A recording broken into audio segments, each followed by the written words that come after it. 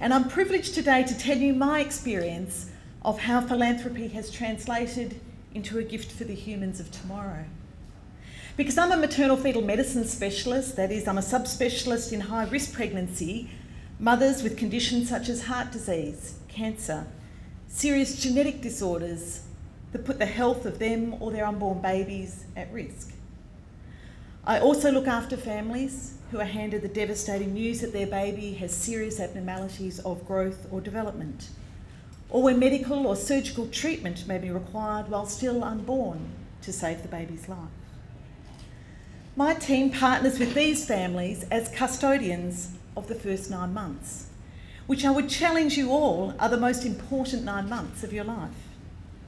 Because babies born preterm are the biggest contributors to death in the newborn period, and survivors of prematurity have increased risk of cerebral palsy, chronic lung disease, conditions that exact a heavy toll on them, their health services, and their family.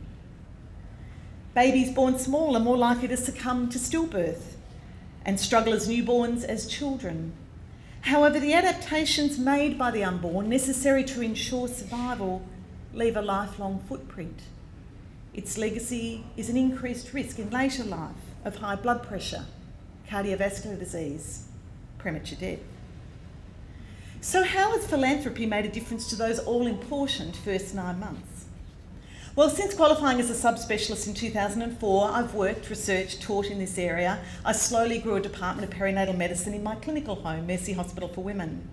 Funding and publications started to trickle. As a young consultant, I taught students and trainees about the all-important first 9 months. One of those trainees was a guy called Stephen Tong. Smart guy, I thought, incredible research trajectory. In 2010, there was talk of creating a chair in maternal fetal medicine, a joint initiative with Mercy Health and University of Melbourne. Incredible, but how? Through a philanthropic gift from a remarkable man by the name of Jeff Hanbury. It is Jeff's mum, the tenacious and courageous Sheila Hanbury, the custodian of Jeff's own all-important 9 months, after whom my chair is named. And suddenly, a light was set on the hill. Our specialty clinics grew, telemedicine began. I became the Director of Fetal Surgical Services in Victoria. Our educational initiatives ensured that knowledge was in the hands of all of those delivering maternity care around the state and country. Local and overseas doctors wrote years ahead to be considered as future fellows. Yet the future for the mothers and babies of tomorrow, indeed their sisters and their daughters, lies in asking and answering the big questions in research. This chair had created new opportunity with my previous appointment now vacant. Never be afraid to hire someone smarter than yourself, my dad always said. My mind cast back 6 years. What's that guy Stephen Tong up to? And the hill was set on fire. Stephen and I are now research partners with the bold aim of reducing stillbirth through better detection of babies destined to be small or sick. The funding and publications have grown from a trickle to a stream, and philanthropy has not just been behind us, but beside us. In closing, let me give you an example. Preeclampsia is a condition that takes the first 9 months hostage. Toxins released from the placenta poison the mum. It is a ticking time bomb for which there is no cure. Eventually, the baby has to be delivered in order to save the mother's life, often prematurely, both sick and small. Globally, preeclampsia takes the life of 60,000 mothers and 500,000 babies every year. Now, the fire on the hill was blazing. Stephen had brought with him his team, including a talented postdoc, Natalie Hannon, and a Japanese scientist joined him for a year, Kenji. Nat and Kenji were working in the lab on a drug that seemed like it may be able to reverse the toxic effects of preeclampsia. Safe in pregnancy? You bet. It seemed too good to be true.